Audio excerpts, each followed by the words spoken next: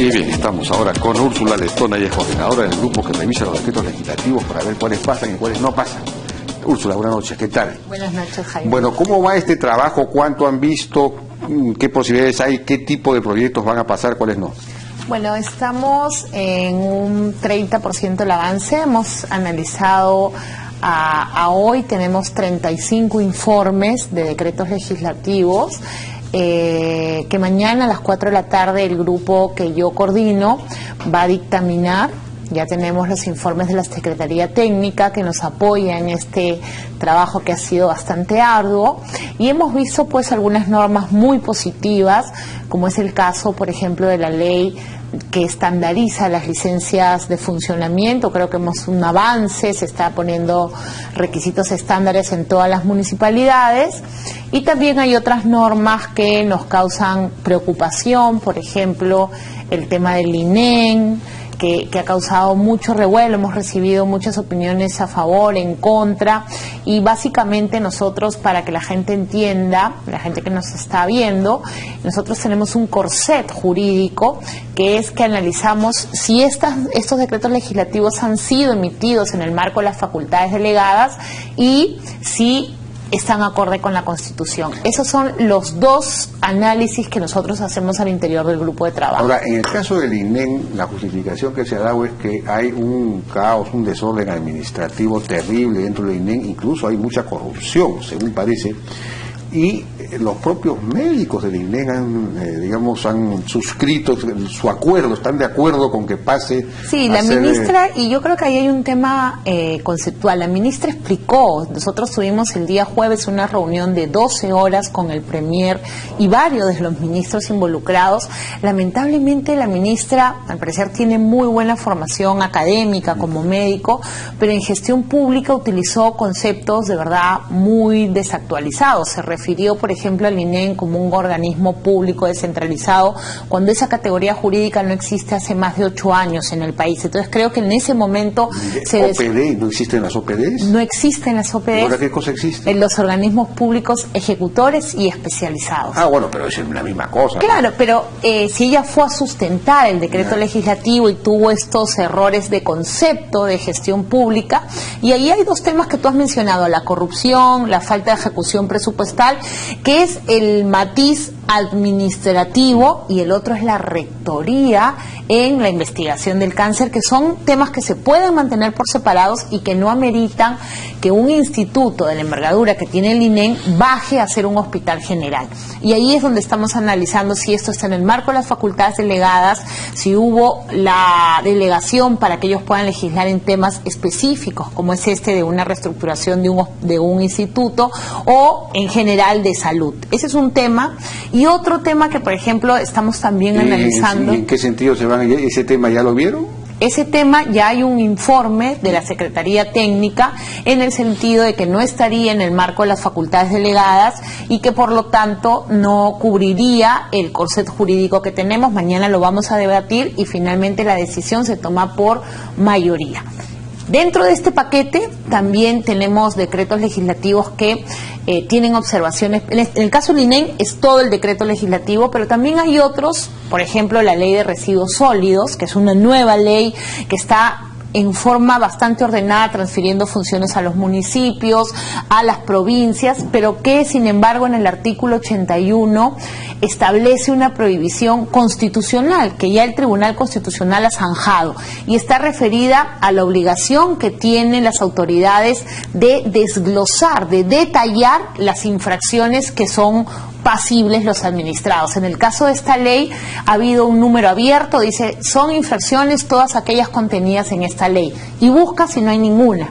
Entonces, en ese caso estamos declarando ese artículo, estamos proponiendo se declare ese artículo inconstitucional, y lo que hemos visto en la dinámica de esta evaluación es que hay 3 soluciones. La primera es que nos pronunciemos, por ejemplo, si es que los 3 miembros estamos de acuerdo, o 2 al menos en mayoría, por la derogatoria del INEN. Bueno, el Ejecutivo tendrá que evaluar si presenta un proyecto de ley o si entramos a una confrontación, creo yo, innecesaria, de que sigan manteniendo o sea, de tratar de defender el sustento constitucional. Yo creo que lo más fácil sería que ellos evalúen la presentación de una ley que cumpla las observaciones que la Comisión le está recomendando. Lo que hay que hacer es resolver el problema del INEN. Entonces, ¿cuál es la fórmula legal necesaria para eso? Es una derivada, pero digamos lo fundamental es que haya la voluntad. Nosotros mañana también vamos a tener una reunión de coordinación con representantes del Ejecutivo, porque también hemos visto otros casos, por ejemplo, donde se invoca que los decretos legislativos han sido emitidos en el marco de la OCDE, o sea, para recabar las recomendaciones del informe de gobernanza de OCDE. Y ahí hemos dicho, oye, mira, si OCDE recomendaba 6, explícame por qué has puesto 1. Hemos entrado a un nivel de coordinación de verdad muy, muy dinámico, donde estamos requiriendo la información y donde el Ejecutivo está tratando de subsanar ciertas observaciones. En algunos casos han sido levantadas y en otros las observaciones persisten. No te he seguido bien con este tema de la OCDE. Esto implicaría que si digamos, a mí me parece interesantísimo que se use el marco de la OCDE como una especie de marco para guiar el tipo de reformas que hay que hacer, ¿no es cierto?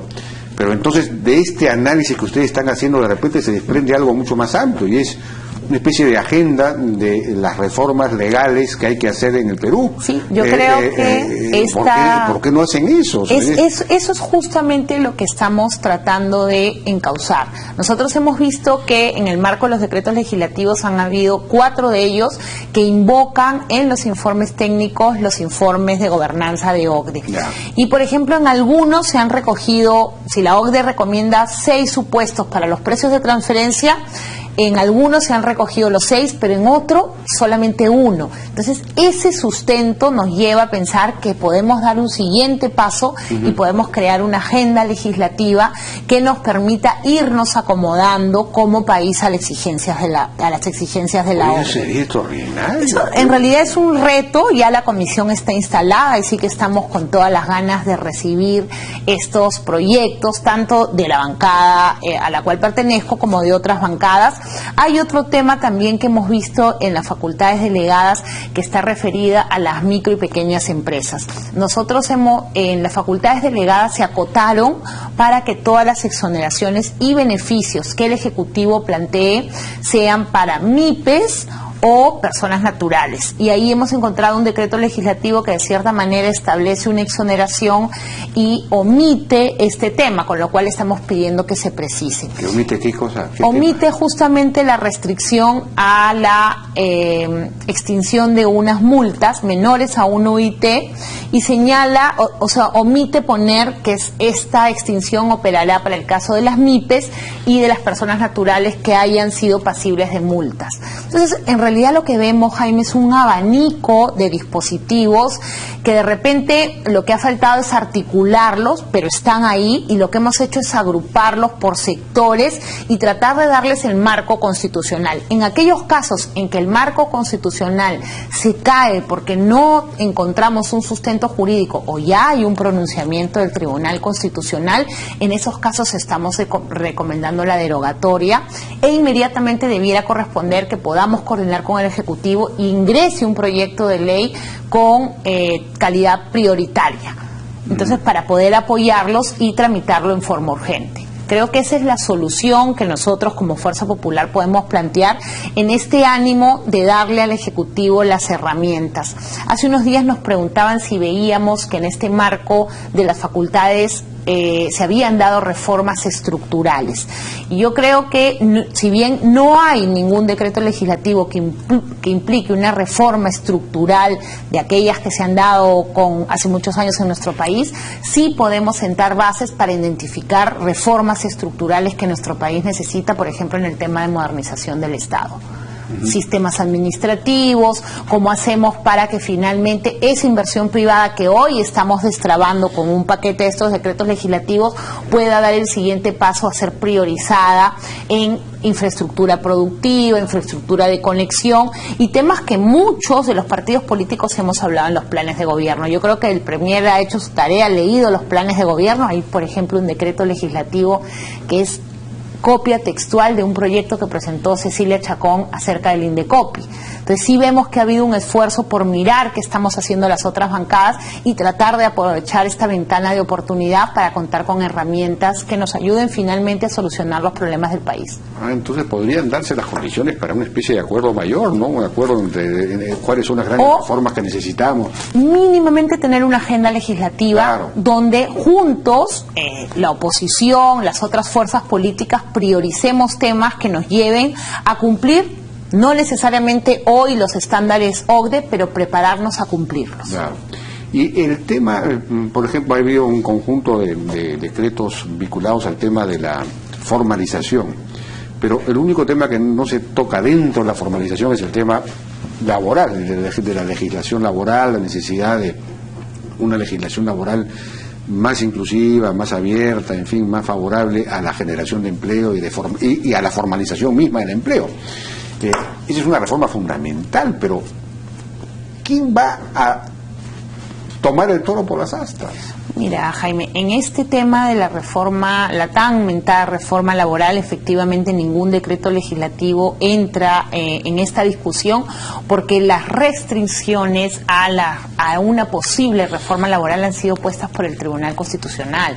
O sea, tenemos temas de imposibilidad de despidos no sustentados, pronunciamientos que el tribunal ya ha emitido respecto de los cuales tenemos al Estado más o menos maniatado. Entonces, lo que habíamos sugerido, y es uno de los temas que se han hablado en el Acuerdo Nacional, es reactivar justamente el Consejo Nacional de Trabajo como un espacio donde trabajadores, autoridades y empleados, gremios, se ponen de acuerdo y plantean juntos. La Ley Procesal de Trabajo, por ejemplo, está lista en determinados capítulos que ya han llegado a un consenso y que falta implementar.